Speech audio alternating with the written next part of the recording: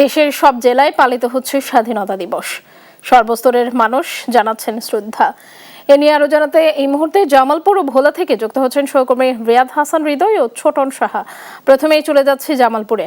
আর হৃদয়, জেলায় স্বাধীনতা দিবসের কি আনুষ্ঠানিকতা দেখছেন? শেফালি, আসলে জামালপুরেও কিন্তু সারা দেশের মতো মহান এই স্বাধীনতা দিবস উপলক্ষে বিভিন্ন প্রোগ্রাম হাতে নিয়েছে।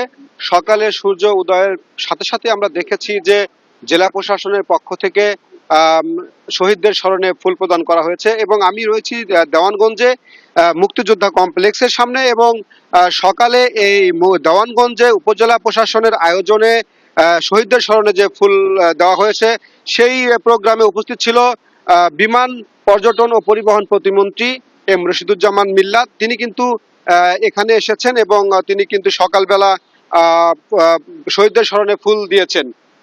এখন উপজেলা মুক্তিযোদ্ধা কমপ্লেক্স ভবনে রয়েছি। এখানে পতাকা উত্তোলন করা হয়েছে এবং 8:30 থেকে দেওয়ানগঞ্জ উপজেলা প্রশাসনের আয়োজনে অনুষ্ঠিত হবে কুচকাওয়াজ অনুষ্ঠান অনুষ্ঠিত হবে এবং সারাদিন ব্যাপী কিন্তু জামালপুরের বিভিন্ন উপজেলাগুলোতে বিভিন্ন অনুষ্ঠানের কিন্তু আয়োজন করেছে জেলা প্রশাসক এবং প্রশাসনের যারা রয়েছে তারা কিন্তু এই আয়োজনটি করেছে।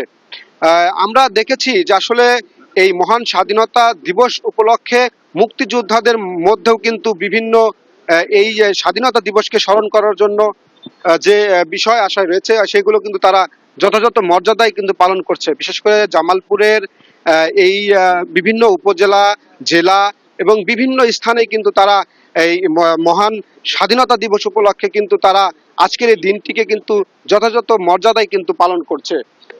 আসলে এই জামালপুরের সার্বিক পরিস্থিতি যদি বলি যে আসলে এই সবাই এই দিনটিকে কিন্তু তারা সুন্দরভাবে উদযাপন করছেন। আমরা চলে যেতে চাই ভোলায়, আমাদের সহকর্মী রয়েছে ঝোটন, আমরা তার কাছে চলে যাব।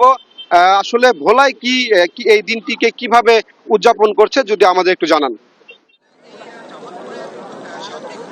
ধন্যবাদ। আপনি যেমনটি বলছিলেন, আজ বাঙালি জাতির গৌরবোজ্জ্বল একটি দিন এবং মহান স্বাধীনতা এবং জাতীয় দিবসটি উপলক্ষে আমরা দেখেছি যে 31 বার তোপধ্বনির মাধ্যমে কিন্তু শুভ সূচনা হয়েছে এবং এরপরে আমি রয়েছি ভোলা গজনবী স্টেডিয়ামে। এখানে জেলা প্রশাসনের আয়োজনে কিন্তু দিনব্যাপী নানান কর্মসূচি গ্রহণ করা হচ্ছে, যার মধ্যে এখানে আনুষ্ঠানিকভাবে জাতীয় পতাকা উত্তোলন করা হবে, কুচকাওয়াজ হবে, এরপর একই সাথে ডিসপ্লে প্রদর্শনী হবে। এসব অনুষ্ঠানগুলোতে কিন্তু বিভিন্ন শিক্ষা প্রতিষ্ঠান, সামাজিক সাংস্কৃতিক সংগঠনের নেতৃবৃন্দ এবং জেলা প্রশাসনের কর্মকর্তারা অংশ কিন্তু নিয়েছেন এবং আইন শৃঙ্খলা রক্ষাকারী বাহিনীর সদস্যরাও কিন্তু এখানে রয়েছেন। আমরা একটু লাইভে যুক্ত করতে চাই একজন সঙ্গীত শিল্পী ভোলার। জানতে চাই দিবসটির তাৎপর্য সম্পর্কে একটু বলবেন।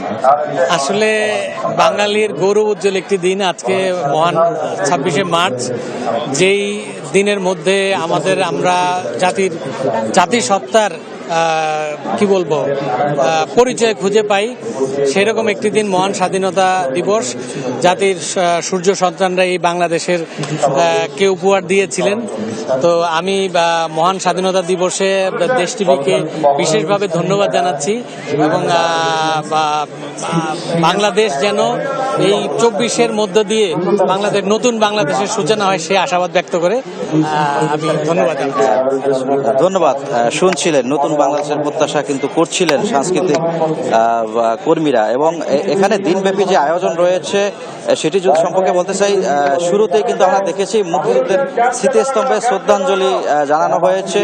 এরপর এখানে ডিসপ্লে প্রদর্শনী অনুষ্ঠিত হবে, কুচকাওয়াজ অনুষ্ঠিত হবে, আনুষ্ঠানিকভাবে জাতীয় পতাকা উত্তোলন করা হবে, জাতীয় সঙ্গীত পরিবেশিত হবে। এরপর বীর মুক্তিযোদ্ধাদের কিন্তু সংবর্ধনা দেওয়া হবে এবং মসজিদ মন্দিরে কিন্তু বিশেষ প্রার্থনা করা হবে এবং সর্বশেষ বিকেলে যে আয়োজনটি রয়েছে প্রীতি ফুটবল প্রতিযোগিতা, ক্রীড়া প্রতিযোগিতা কিন্তু অনুষ্ঠিত হবে। অর্থাৎ বলা যায় যে দিনব্যাপী কিন্তু এই যথাযোগ্য মর্যাদায় দিবসটি পালনের লক্ষ্যে জেলা প্রশাসনের পক্ষ থেকে নানান কর্মসূচি নেওয়া হয়েছে এবং সেটি কিন্তু কিছুক্ষণ পরে এই কর্মসূচি কিন্তু শুরু হবে, এমনটি এমনটি আমরা জেনেছি এবং আর অল্প কিছুক্ষণ পরে জাতীয় পতাকা উত্তোলনের মাধ্যমে দিবসটির শুভ সূচনা করা হবে। তো এ ছিল আমার কাছে বলাতে যে মহান স্বাধীনতা ও জাতীয় দিবস উদযাপিত হচ্ছে তা নিয়ে সর্বশেষ তথ্য যুক্ত হচ্ছে স্টুডিওতে শেফালির কাছে। শেফালি।